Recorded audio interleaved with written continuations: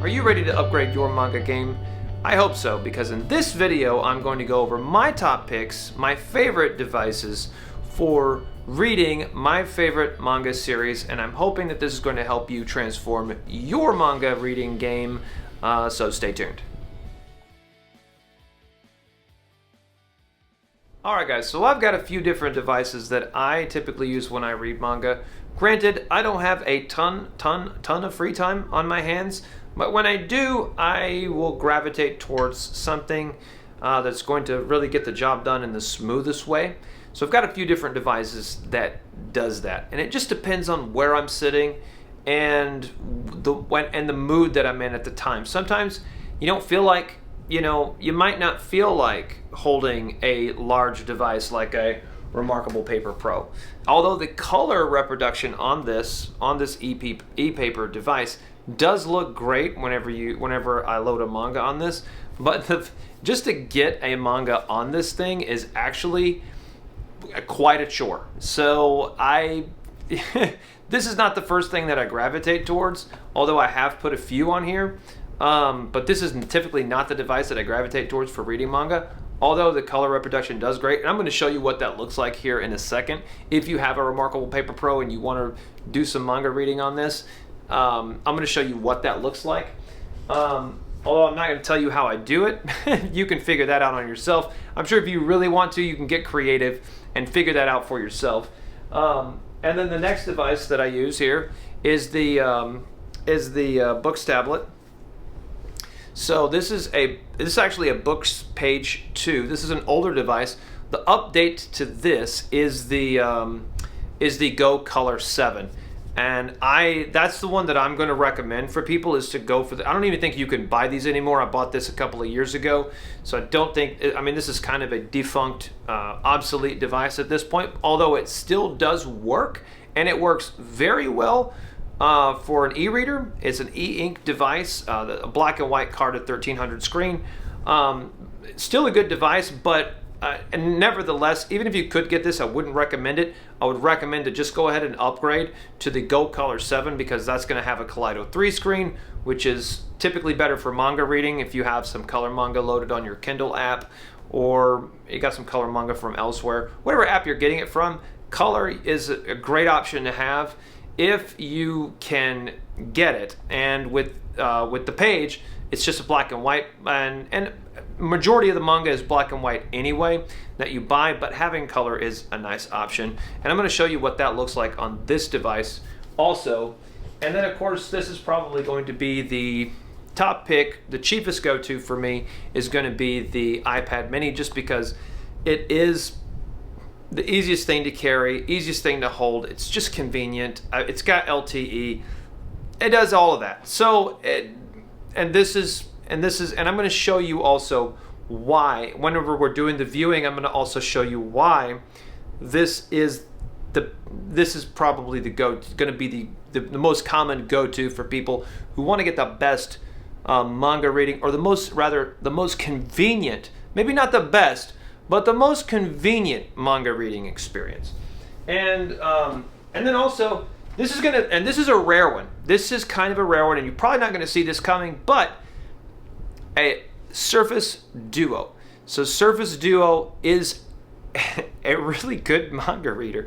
If you still have one of these devices, this is like a 3 to 4 year old phone, but if you still have one of these devices laying around, it's a pretty cool manga reader. It's really cool, and it's really neat. And even to this day, even though this is like a 3 or 4 year old device, when I'm out in public and I pull this out to do any type of reading, or just to use it at all, this still turns heads, because it's so thin and it opens up like this. It's got 2 screens on it, and it looks like nothing. There's just nothing else like it. So even when people see me with this out in the wild, it still turns heads, and I still get people asking me, like, what is that? Like, it still looks futuristic, even though it's a 3 or 4 year old device.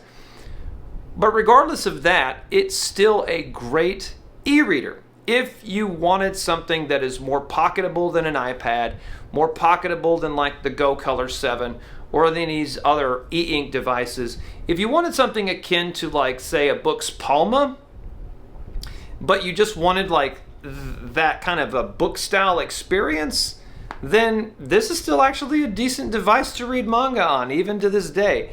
Although the availability of these has decreased dramatically, you're going to have to get one of these secondhand at best, and the durability isn't great. So if you do find one of these online, it's probably going to be broken.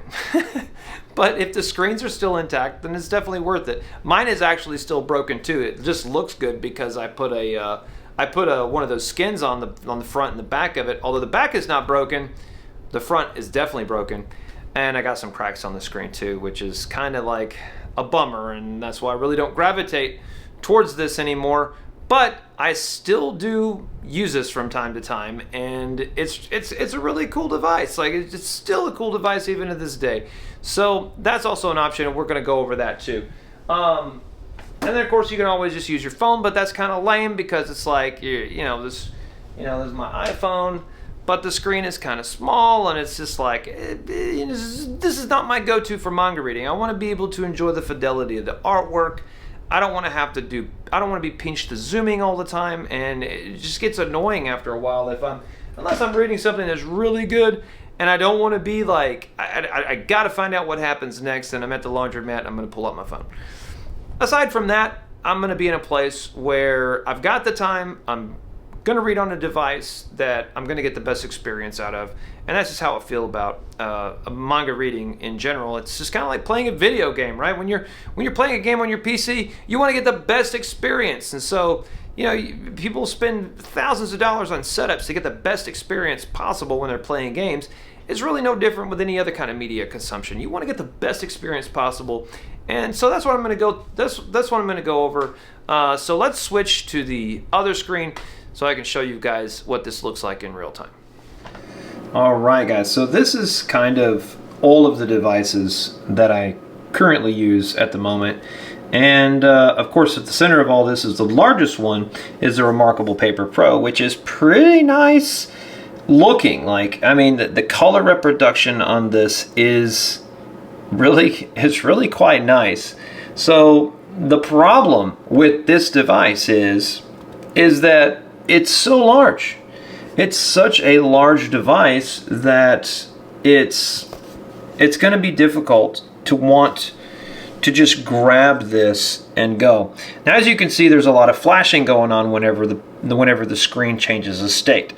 So, which is another challenge with this. If smooth page turns is a problem for you, then you're not going to want to do this. You're not going to want to read manga on this device. The reason why I'm showcasing this first is because the colors do look really good when you're just facing it head on. And when you do the page turn, it's going to do the flash thing, and then the color is going to set in, and then you're looking at the page, which doesn't really bother me per se. Like, that's not the thing that bothers me about this device. I don't really mind it because I want to spend at least a minute or two appreciating the artwork on the page. It doesn't take very long to read what's going on some of these pages. Probably less than a minute I'm reading what's going on in the bubbles. But, just take a moment and appreciate the artwork, which is typical of a manga fan, right? You just want to, kind of soak it in a little bit before you do another page turn. But when you do another page turn, you get this flash, and then boom, you're going to have then all the color sets in, and it just looks really good to me, and the text is really clear also. Like, I can read that really clearly without feeling like I need to pinch to zoom or anything like that. If I really wanted to get creative, I could also just annotate on it if I wanted to. But, why would you want to ruin a perfectly good manga?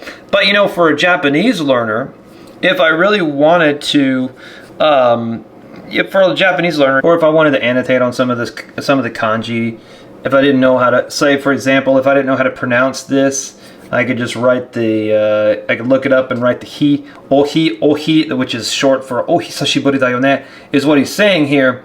But, and you could write that in there if you were like a Japanese learner.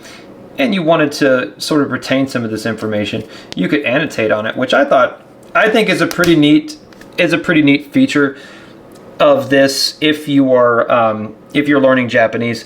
But if you're just wanting to just sit and enjoy the reading, you could do that too with this. It's just the drawback here, or the con here, is that it's just you're going to have to deal with the flashing on every page turn, and you're also going to have to deal with the fact that it's an almost 11-inch device. So, but that's the only thing about this one. So, moving on to another e-ink device here that's kind of like I used this for a while as a really good go-to device for manga reading. Of course, this is the manga that's being displayed here is a color manga, but you're seeing it in black and white because this is a Books Page 2, which is a Carta 300 screen, which is a black and white only screen.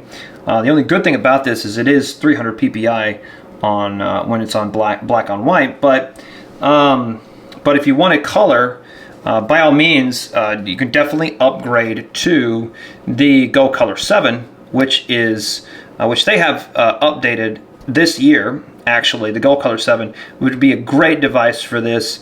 So if you just wanted something that's more palmable, and it's got some physical page turn buttons here that you can use. Well, I don't have it set up right now.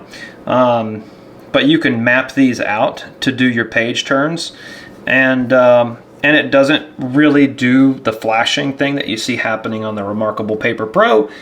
The page turns are relatively quick, and the text is also pretty clear. I don't know if you can really get a good look at that on the camera. It doesn't really want to focus, but the text is also really clear on this when you're looking at it head on. Some manga doesn't really turn out that well on this device because it is so small, so the text does kind of get smaller with certain manga.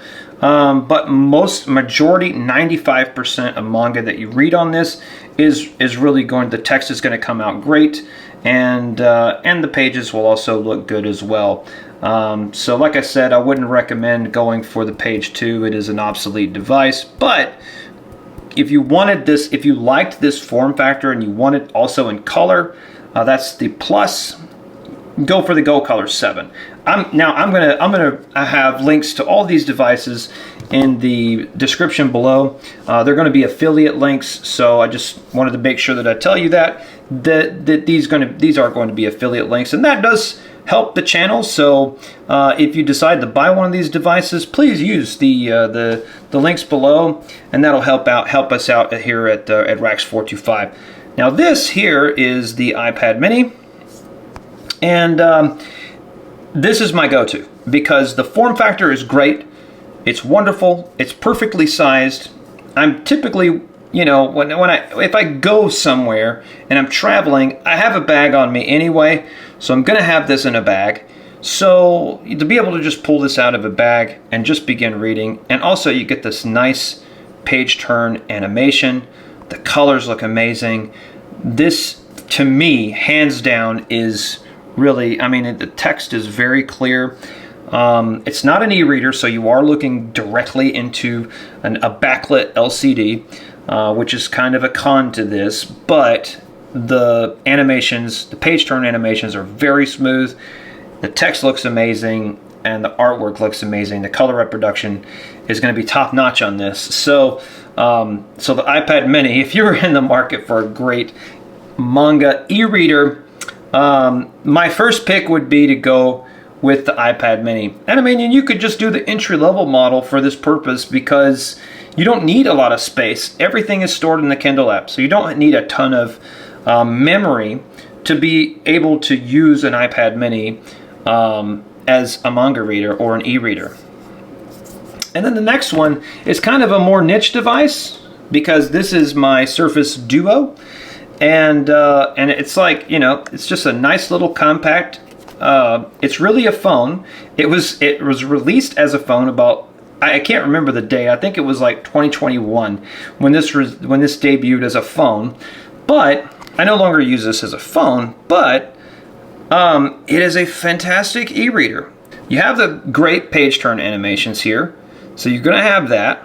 You get the benefit of having like a book style side-by-side screen. So it's really going to feel more like you're reading a book as opposed to something like a single screen, like as on the iPad mini or on the Remarkable Paper Pro, or even on a Go Color 7 or a Books device like this. You get that manga feeling with this, and the colors look great. You're going to have the great color reproduction. You're going to have the book page animation if that's important to you, and it's pocketable on top of that. The drawback to this is going to be the fact that this device is obsolete. So finding one of these is going to be difficult. You're going to have to probably go to eBay, and you're probably going to buy one that's got a crack somewhere in it, because these devices, the Surface Duo was just that fragile. So, but otherwise, the battery life on it is pretty good, and yeah, it's just a nice pocketable e-reader. So this would be the go-to for somebody who was really always on the go, didn't want to carry around a bag, and just wanted to stick something in their pocket. This is it right here. So still a great option, even though it's, you know, 3 or 4 years old or obsolete as a phone, but as an e-reader, it's great. It's really, really good. So so definitely something that you could use, although you're going to have to get one secondhand because they're no longer being made anymore, manufactured anymore. You know, but who cares about that if you're getting a really good e-reader out of it. Alright guys, so that's it. Those are my top picks for the e-readers, for manga e-readers that I've just collected over the last few years, that I have gravitated towards and that I use here and there and kind of everywhere else. Again, links are going to be in the description down below. Thanks for watching. If you enjoyed this kind of content, let me know. Let me know in the comments. Like the video, subscribe to the channel. What's you guys' favorite e-reader? That's another great question. I really want to know, what's your favorite e-reader? Let's talk about it in the comments down below. And yeah, and we'll see you on the next video.